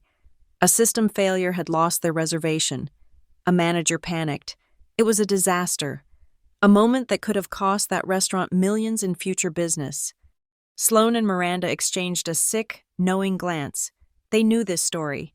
They knew Beacon and Vale. "But a single employee," Caleb said, his voice rising, "a frontline employee, stepped into the breach. She did not make excuses. She did not panic. She saw the human need beneath the corporate anger. She deployed her linguistic skills, her cultural acuity, and her profound understanding of service, not as a job, but as an art. She didn't just save the dinner. She turned that catastrophe into a $20 million contract." A murmur of genuine appreciation went through the crowd. CEOs nodded. This was the kind of story they loved. A story of competence. The live feed cameras panned across the impressed faces, the curious, waiting audience. "This employee," Caleb said, a smile touching his lips, "has been working with us in stealth for the past 2 months. She has already designed and is implementing a revolutionary new corporate philosophy. Our guest experience metrics, in her test markets, have already seen." Behind him, the 40-foot LED screen, which had been showing a gentle, abstract light pattern, flashed to life.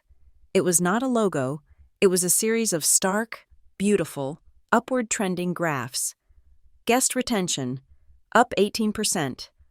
Positive social media mentions, up 30%. Executive-level satisfaction, up 22%. The data was undeniable. It was aggressive.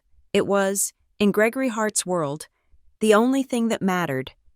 "We did not hire this person from a rival," Caleb's voice boomed, building to its climax. "We did not poach her from an Ivy League business school. We found her where true talent always hides, on the front line. She has a vision that will redefine this company, and I believe our entire industry." He paused. The room was dead silent.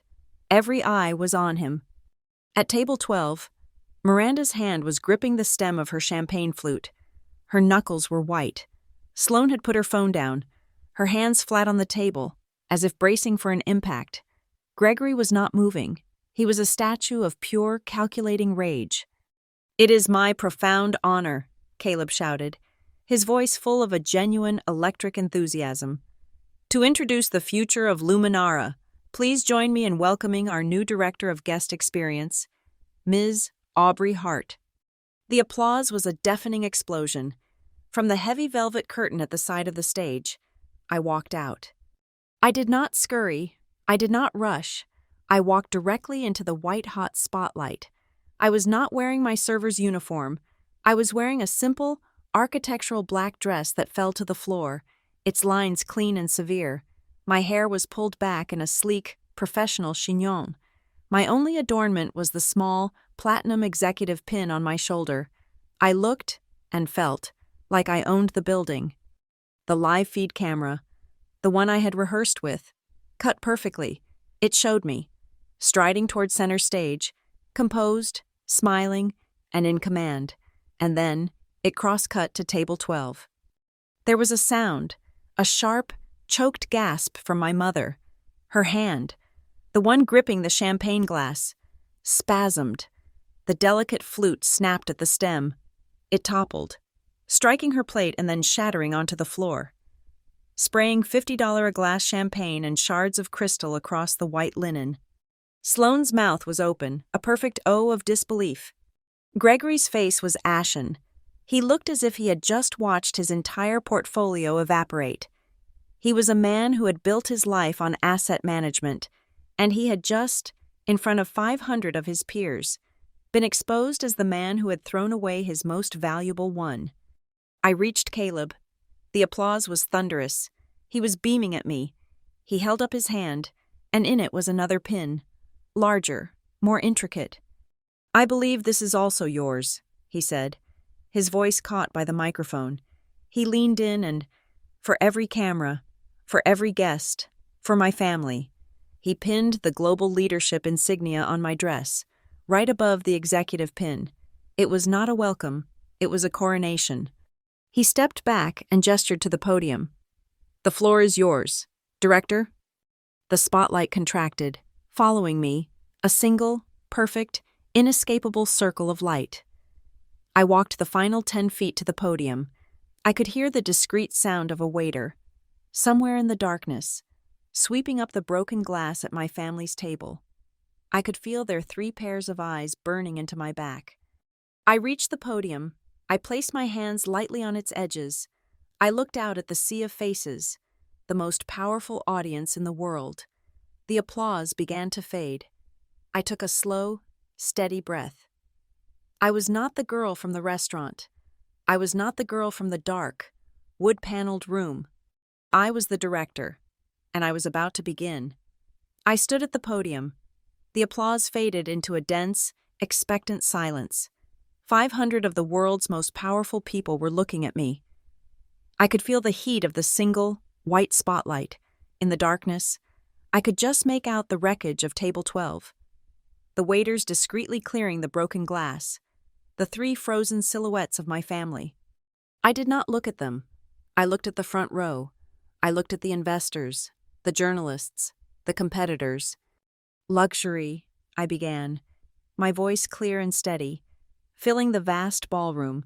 It was not the voice of a hostess. It was the voice of a director. Luxury is not a price tag. It is not the thread count of our sheets, or the vintage of the wine we serve. For my entire life, I was told that luxury was an asset, a thing to be acquired, a name on a building. I paused, letting the old definition hang in the air. They were wrong. Luxury is not a thing. Luxury, I said, leaning forward slightly, is a feeling. It is the profound, invisible, and powerful feeling of being truly, completely seen. A murmur of assent rippled through the room. This was a language they understood, even if they had not heard it articulated this way. For decades, our industry has operated on a broken model. We have searched for talent in executive suites, in business schools, in the boardrooms of our rivals. We have been poaching from the same tiny, finite pool, while ignoring the single greatest resource we have. We have ignored the people who truly see our guests. Who sees a guest? Who really truly understands their needs before they even form the thought? It is not the CEO. It is not the CFO. My eyes flickered, just once, to the darkness where my father sat. It is the housekeeper who notices a guest favors their left side and places an extra pillow on the right, without being asked. It is the bellman who recognizes the deep exhaustion in a family's eyes after a 20-hour flight and fast-tracks their check-in. Just to give them peace. It is the hostess who overhears a child's quiet disappointment and creates a moment of magic. It is the front line. I could feel the energy in the room shift. This was not a fluffy, feel-good speech. This was strategy. Tonight, Luminara is changing the model. We are ending the practice of poaching talent from the top, and we are beginning the practice of growing it from our foundation. I am proud to formally announce the launch of the Luminara Frontline to Leadership initiative. Starting this year, I continued, my voice ringing with an authority I had earned in every crisis, every double shift, every quiet insult. We will fund 100 positions annually. This is not a training seminar. This is a fully paid, executive track pipeline. We will identify the most empathetic, the most observant, and the most invisible members of our global staff, and we will turn them into the next generation of our management. We will give them internal scholarships, rotational placements in finance and operations, and a clear, defined path to the very executive suites they have, until now, only been allowed to clean. The room was dead silent, the attention absolute. This is not a theory. This is not a charitable donation. This is a proven, high-return investment. We know this because this philosophy is already changing our bottom line. I gestured to the massive 40-foot LED screen behind me. It lit up, not with my face, but with the severe, intelligent face of Ingrid Bauer, the CEO of Bauer MedTech, filmed in her Berlin headquarters. I do not give testimonials, Ms. Bauer began, her voice crisp and authoritative. I will make an exception. Our first meeting with the hospitality sector in Boston was a disaster, a catastrophic booking error by another firm. We were insulted. We were walking out. Ms. Aubrey Hart stepped in. The camera zoomed in on her face. She did not just apologize. She did not just fix the problem. She anticipated our needs before we spoke them. She understood our cultural protocols, our business objectives, and the unspoken tension in our delegation. She did not just save a dinner. She created an environment of such profound, frictionless precision that my team signed a memorandum for a major deal at that table. We do not invest in hotels. We invest in competence. We have signed a $50 million expansion with Luminara based on that competence. The video faded to black. The ballroom erupted. It was not polite, charitable clapping. It was a sharp, percussive, thunderous sound. It was the sound of 500 Type A personalities recognizing a killer move. I saw CEOs in the front row. People I had only seen on the covers of magazines, scribbling furiously on their programs. They were not just impressed. They were running the numbers. They were taking notes. In that moment, as the applause washed over me, I allowed myself one brief glance at Table 12. It was a tableau of ruin. Miranda's face was a collapsed mask of makeup and disbelief, her mouth slack. Sloane looked hollowed out, as if she had been physically struck, her hands flat on the table, and my father, Gregory, the man of numbers, the CFO, he was staring at the stage, but his eyes were vacant. He was not looking at me, his daughter. He was looking at the $50 million contract he had personally signed away. He was looking at the standing ovation from his peers, an ovation directed at the liability he had cut loose. I felt no hatred. I felt no anger. I felt no small, petty desire for revenge. That was their world, their poison. What I felt was a vast, cold, liberating pity. The truth was simply in the room. I had not needed to say a single word against them. Their own actions, their own small-minded cruelty, had been laid bare by the spotlight of my success. I had not exposed them. I had simply emerged. I raised my hand slightly. The applause quieted. The Frontline to Leadership initiative is more than a program, I said, my voice dropping slightly, drawing them in for the final, closing thought. It is a promise. It is a promise that at Luminara, your value is not determined by your title. It is not determined by your background, and it is certainly not determined by your last name. Your value, I said, looking out at them, is determined by your work, by your character, by your humanity. We are not here to serve the elite. We are here to serve people. We are here to serve humanity. And that, I concluded, is the only title that matters. Thank you. The silence held for one beat, then the room broke. It was not applause. It was a roar. The entire audience, all 500 of them, rose to their feet as one. It was a spontaneous, thundering standing ovation. The sound was a physical wave, washing over me, washing away 31 years of being called a servant, of being told I was unbecoming, of being treated as a glorified waitress. The hot, bright stage lights felt like a baptism. I was not the girl in the shadow. I was the woman in the light. I nodded, gave a small, respectful bow, and stepped back from the podium. I turned and walked off stage, the sound of their approval following me like a tide. Caleb was waiting in the wings, his eyes blazing with a fierce, professional approval. That, he said, his voice low, was not a speech. That was a declaration of war.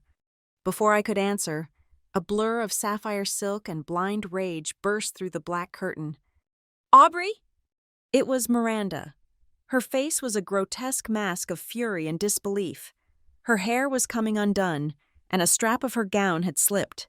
2 of the plainclothes security men I had requested were right behind her, their expressions grim, but she had shoved past them. Why? She shrieked, her voice a raw, ugly sound that did not belong in this world of precision. Why didn't you tell us? How could you do this to us? Caleb instinctively stepped forward, placing himself slightly between us, a protective, proprietary gesture. I did not need it. I stood perfectly still. I looked at this woman, my mother, and I felt nothing but the cold, clear absence of fear. Do what, Miranda? I asked, my voice quiet, flat. Succeed? You humiliated us, she cried, her hands clenching at her sides. You let us. You sat there, that dinner, you let us. Why? Why didn't you say anything? I looked at her, and I gave her the truth. The final, precise, unemotional, and logical truth. On February 28th, I said, my voice as clear and sharp as the edge of a new knife, at exactly 7:43 p.m., in the Perigord room at Maison Aurum, you, Gregory, and Sloane signed a legal document terminating our relationship. Her face went blank. She had not expected this. She had expected tears, or shouting. She had not expected facts. "You spoke for all of us," I continued, my voice unwavering. "You defined the terms. You made it clear that I was not part of the Hart family. I simply respected your decision. I am honoring the boundary you set." She stared at me, speechless. The word boundary was a foreign concept, a language she did not understand. She opened her mouth, then closed it, a fish gasping for air. Caleb, seeing the confrontation was over, gave a subtle, almost imperceptible nod to the security team. He did not yell. He did not escalate. He just signaled. One of the security men, a large man in an immaculate suit, stepped forward. His presence was firm but impeccably respectful. "Ma'am," he said to Miranda, his voice low and polite, "this area is for speakers and staff only. I can escort you back to your table." It was not a request. It was a dismissal, delivered with the same polite, impenetrable efficiency I had spent my life perfecting. Miranda looked at him, then at me. Then she looked at Caleb, the man who held the keys to the world she so desperately wanted to be a part of. She saw the cool, assessing look in his eyes. She saw that she was not a peer. She was a problem. Defeated, her shoulders slumped, the rage evaporated, leaving only a small, petty humiliation. She turned, without another word, and let the guard escort her back through the curtain. I watched her go. I took a deep breath. The head of the Luminara legal department, Rowan, appeared at my elbow, silent as a ghost. She was holding a simple, leather portfolio. "Ms. Hart," she said quietly, as if the screaming match had never happened. I unzipped the black document pouch I had carried with me, the one that had been sitting on the prep table backstage. I pulled out the heavy, gold-colored envelope, the original Declaration of Familial Severance. I handed it to her. "This is the original." Rowan, her face impassive, opened the envelope and slid out the papers. She scanned the document, her sharp legal eyes missing nothing. She noted the signatures. She noted the date. "February 28th, she murmured, a flicker of something, appreciation, in her eyes. "Dated perfectly, signed by all three parties. This is legally binding and ironclad." "I know," I said. "We have a full press team on standby," she said, sliding the document into her own portfolio. "If they, or their representatives, try to spin this, if they try to claim you are unstable, vindictive, or that this was some kind of misunderstanding, we are prepared to release a carefully redacted statement and a copy of this document to our media partners." She zipped the portfolio shut. "We will frame it," she added, a small, cold smile on her lips, "as a story of an executive overcoming a toxic, unsupportive environment to find a new, professional family. It will play very well for the brand." "Thank you," I said. "I hope that won't be necessary." "So do I," Rowan said. "But as you so rightly pointed out in your speech, Ms. Hart, we are not in the business of theory. We are in the business of execution." She nodded and vanished back into the shadows. I was alone, the roar of the crowd still echoing in my ears, the weight of my past finally, officially, transferred to someone else's hands. The world my family had built was a house of cards, and my speech had been the gust of wind that brought it all down. I did not have to push. I just had to stand in the light, and the resulting shadow did all the work. The fallout was not dramatic, like a wildfire. It was cold, fast, and brutally efficient, like a market correction. The next morning, the front page of the Boston Financial Chronicle was not about the gala itself, but about the story of the gala. The headline was devastating.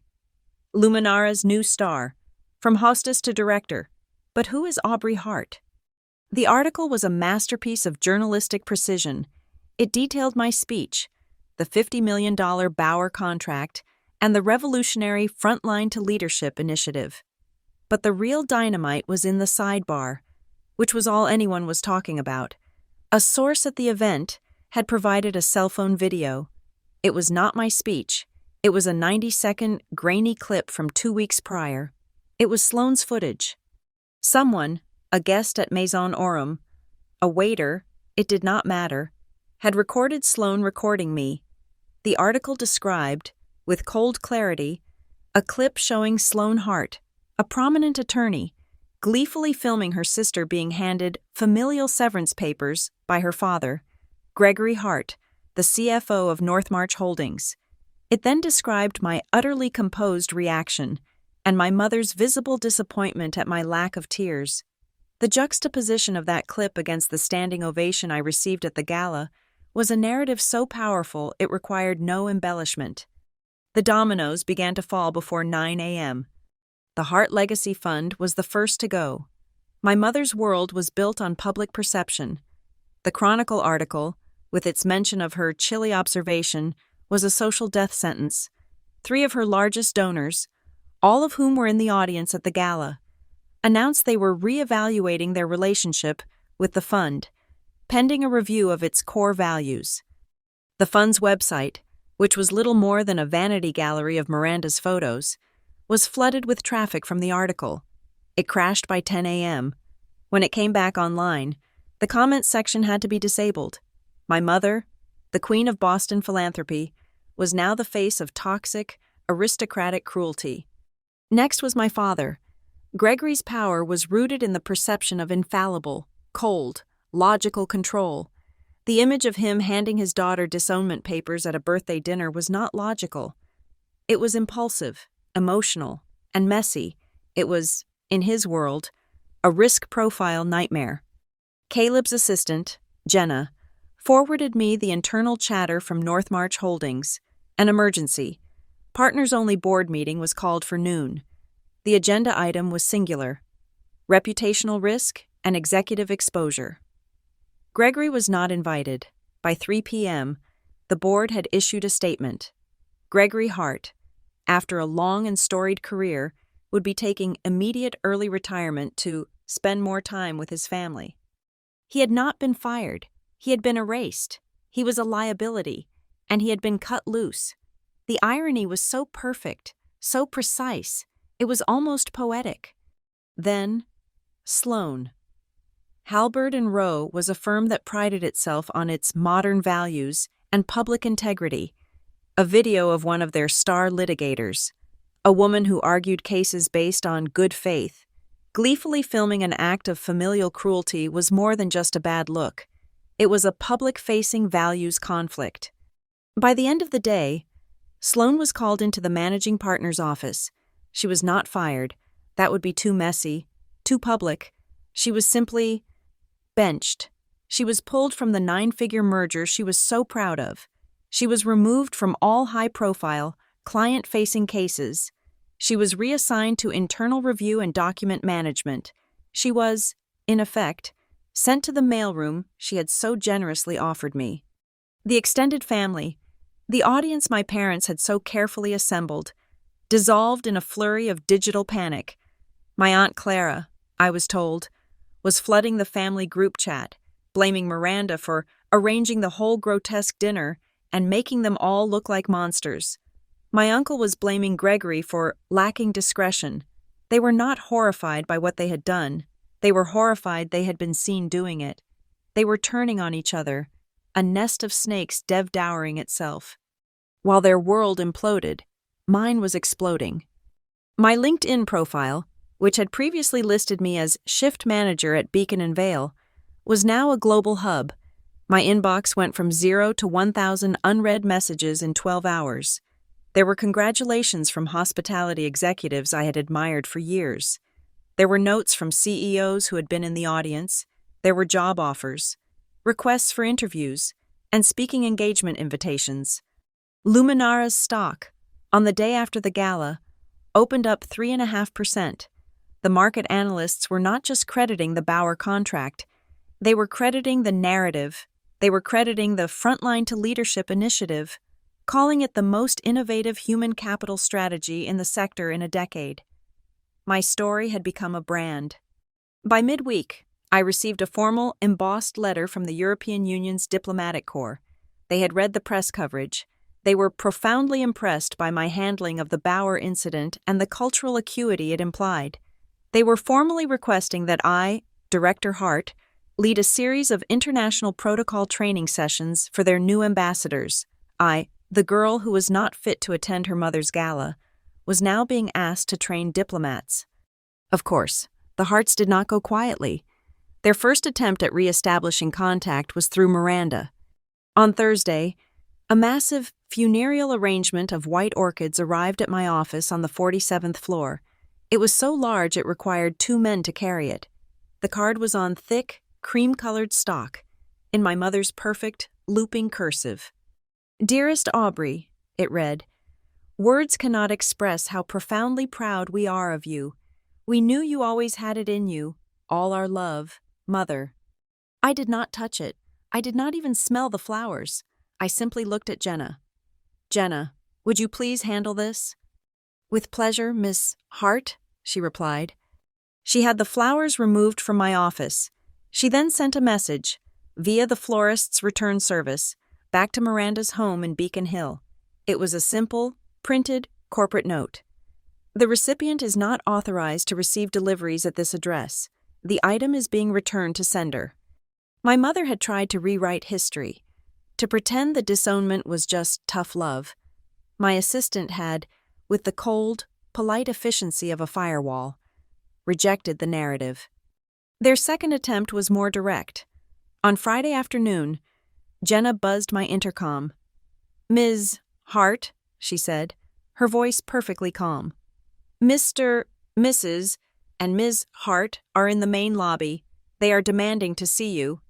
I did not even look up from the budget I was reviewing. "Are they on the guest list, Jenna?" "No, Ms. Hart, they are not." "Then they are not here," I said. "Please have security handle it, per the protocol." I did not have to go down. I did not have to see them. The head of security, the same polite, firm man from the gala, handled the polite extraction. He informed them that this was a private corporate headquarters, and that Ms. Hart was in a secure meeting and could not be disturbed. When they insisted, he calmly informed them that if they did not leave the premises, they would be escorted out for trespassing. They left. They had no power here. Their names meant nothing.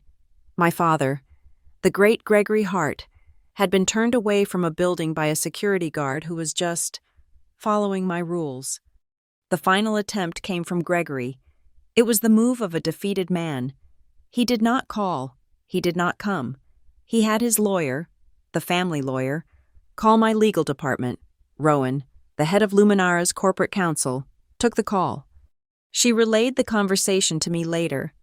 "It was fascinating," she said, a small, cold smile on her lips. "He wanted to know, hypothetically, what the legal standing was for voiding the declaration of familial severance. He was testing the waters. He wanted to know if it could be rescinded in light of a misunderstanding." "What did you tell him?" I asked. "I told him," Rowan said, "that as we understood it, the document was signed by 3 adults of sound mind. I told him that Luminara had a notarized copy, and that Ms. Hart, that is, you, considered it a fully executed contract, that you had, in fact, referred to it as your certificate of freedom, and that any attempt to challenge it or to publicly claim it was invalid would be met with an immediate and overwhelming legal and public relations response. The lawyer, I was told, hung up the phone. It was the last I heard from them. They had signed the paper to trap me. They had just learned it had, in fact, trapped them. I was free of them, and they were stuck with the consequences of their own actions.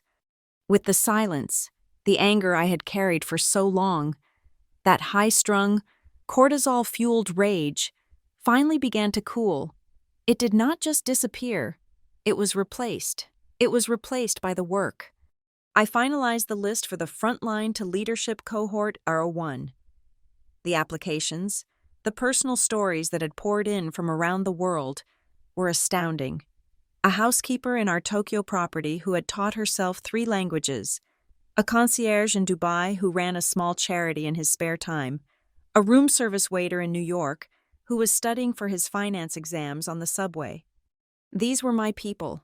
This was my new family. I was in my office, approving the final scholarship package, when I realized the knot in my shoulders was gone.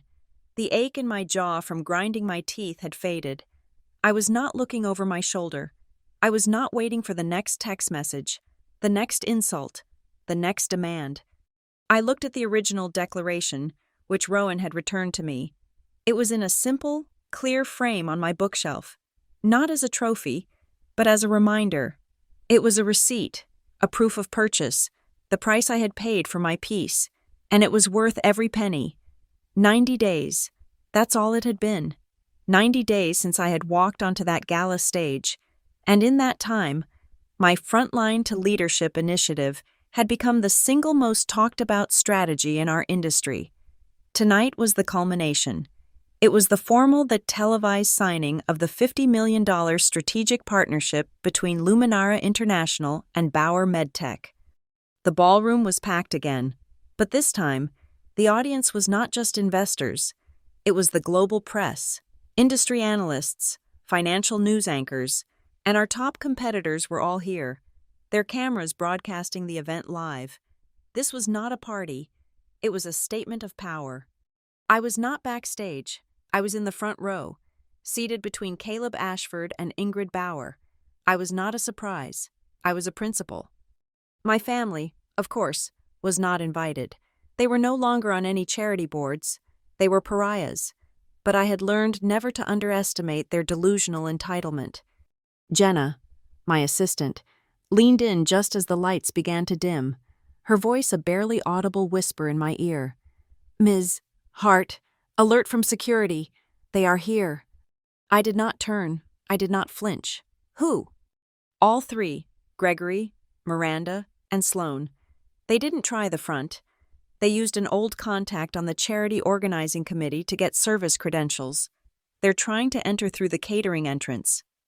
They were trying to use my old world, the world of service, the world they despised, to sneak in and attack my new one. "They are attempting," Jenna whispered, "to reclaim their narrative." That's the quote they gave the committee member. "Activate Plan B," I said, my eyes fixed on the stage. "Already done, ma'am," she replied. Plan B was simple. My legal chief, Rowan, was at this moment in the press room. If a single Hart family member caused a visible disruption, she was authorized to distribute a case study to the assembled media.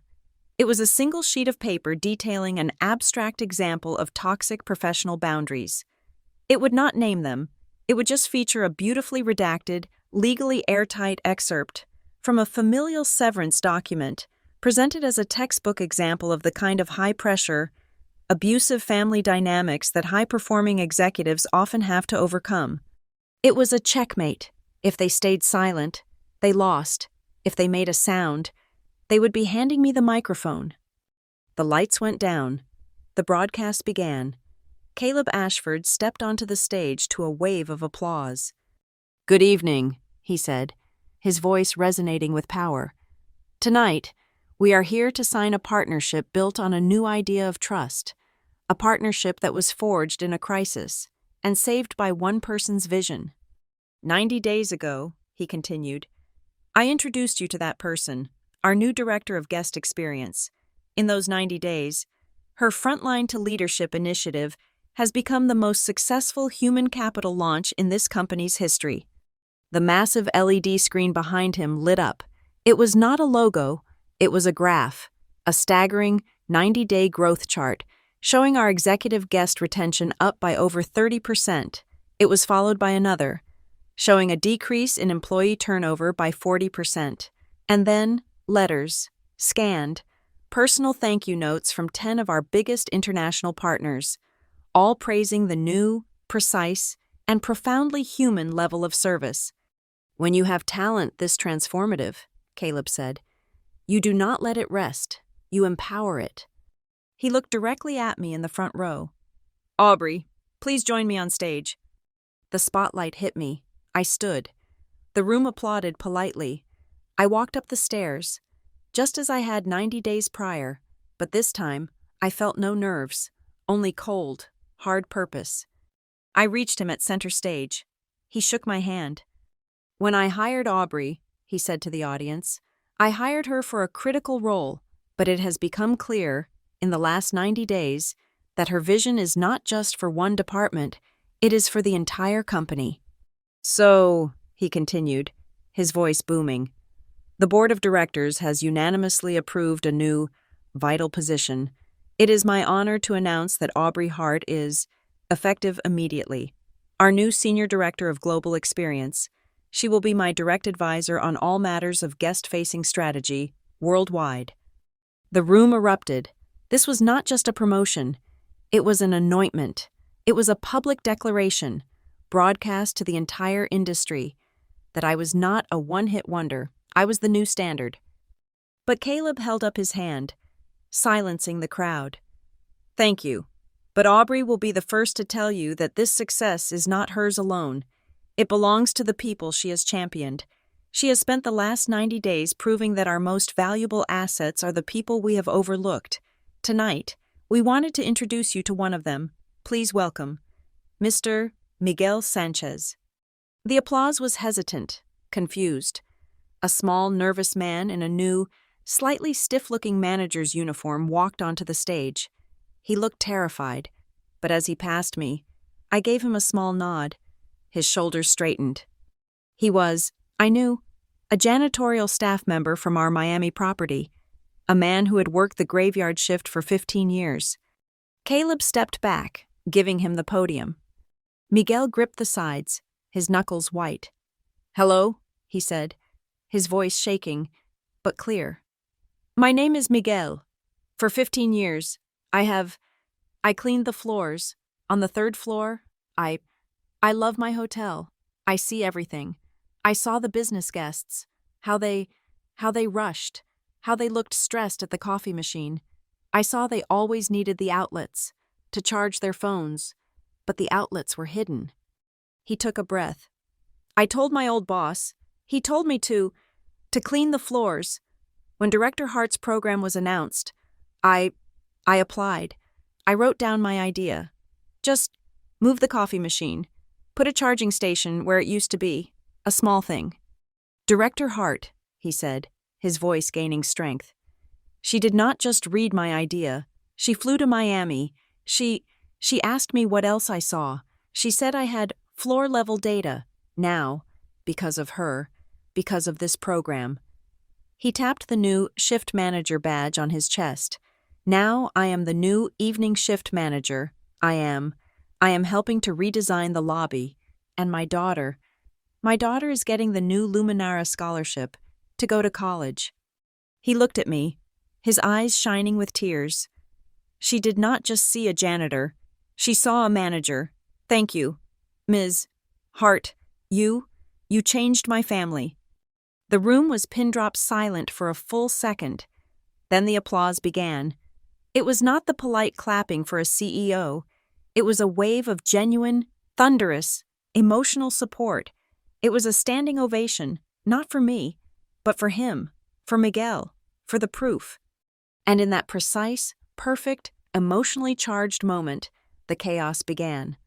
From the side aisle, a figure burst from the shadows, shoving past a cameraman. It was not my family. It was their lawyer, the old, gray-haired man who had managed my family's misunderstanding for them. "This is a lie," he shouted, making a desperate run for the stage, trying to grab the MC's microphone from its stand. "This is a fabricated narrative. The Hart family has been unjustly maligned. They are the real victims here. They are—" He never finished. The broadcast audio did not cut out. It simply faded. The MC, a broadcast professional, hit a kill switch. The lawyer's microphone, now in his hand, was dead. The stage lights snapped off. The only lights left were the red on-air lights from the cameras, and the 2 massive, white-hot spotlights on me and Caleb. The lawyer was shouting into a dead mic, and 2 security guards were, as I had requested.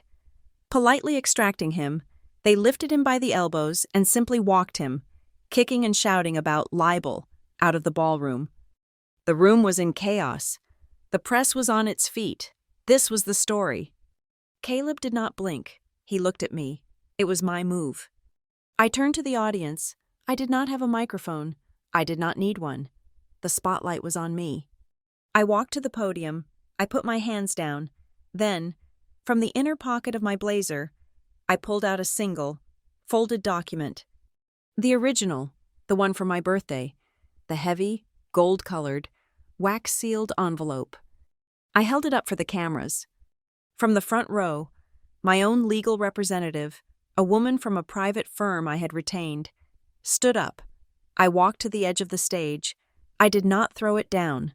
I did not make a speech. I handed the document, with all its signatures, to her, in full view of every camera. "Please file this," I said, my voice quiet but carrying in the sudden, shocked silence. "File it with the court as a permanent, protective record against any future claims or slander. I am not demanding compensation. I am not demanding an apology." I looked out at the audience, at the press, at the live broadcast. I am demanding the right to be left alone, and that right begins now. I turned, my back to the stunned room, and walked back to the center of the stage. Caleb Ashford stepped up to the microphone, which was now, magically, live again. He did not acknowledge the interruption. He did not acknowledge the lawyer or the document. He just continued. "Now," he said, his voice a calm, powerful bass, "I would like to turn the floor over to our partner, the CEO of Bauer MedTech, Ms. Ingrid Bauer." Ingrid, severe and magnificent, walked to the podium. She looked at me, then at Caleb, then at the audience. "I am a woman of data," she said, her German accent cutting through the air. "I do not believe in narratives. I believe in results. If Aubrey Hart had not been at Beacon and Vale that night, we would have lost faith. We would have taken our $50 million and gone elsewhere. From now on, we place that faith in Luminara." She turned, the massive LED screen, which had been dark, lit up with a high-definition, live-feed projection of the contract. Ingrid Bauer took a pen, and in a stroke of ink 6 feet high, she signed her name. The room exploded. Cold, silver sparks showered down from the ceiling. The lights came up. The deal was done. As the applause and the music swelled, I did something I had rehearsed in my mind. I walked to the edge of the stage, and I found Miguel, my new shift manager, who was standing, stunned, in the wings. I gestured for him to join me. He walked out, hesitant. I took his hand and held it up, and I bowed. I bowed, first, to him, and to the other frontline staff members I had invited, who were sitting in a special section in the front. Then, and only then, did I turn and bow to the rest of the ballroom, to the CEOs and the press. The order of power had been inverted. The broadcast feed ended on that image, but I know what the cameras in the lobby caught. My legal team, a quiet phalanx of suits, intercepted the Harts, Gregory, Miranda, and Sloan as they tried to flee through the lobby, their lawyer now in tow. They were not arrested. They were not shouted at. They were simply served with a permanent restraining order, based on the very document they themselves had written, barring them from my home, my workplace, or any event where I was present. The final, locked-off camera shot of the night, as I was told later, was from outside the ballroom. It showed 3 figures, my father, my mother, my sister, standing outside in the cold, their faces pressed against the glass, inside, in the warm, bright light. The MC's voice could be heard over the applause. "Ladies and gentlemen, please stand. A final round of applause for the future of hospitality. Senior Director Aubrey Hart." The entire industry, inside, was on its feet. My war was over. Not because I had shouted the loudest, but because I had finally, after a lifetime, written a new set of rules, and I had signed my name to them. Thank you so much for listening to my story. I truly hope it resonated with you. Please comment below and let us know where you are listening from. I would love to connect with you and hear your thoughts. If you enjoyed this, please subscribe to Lila Revenge Stories, like this video, and give it an extra boost by hitting the hype button so more people can hear it.